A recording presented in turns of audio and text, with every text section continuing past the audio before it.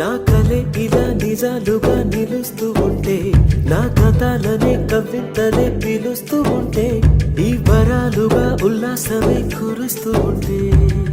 పెదవికి చంప తగిలిన చోట పరవశమేదో తోడవుతుంటే,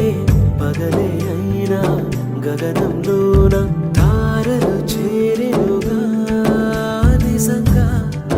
నేనేనా ఇలా నీ జతలో ఉన్నా, ఇదంతా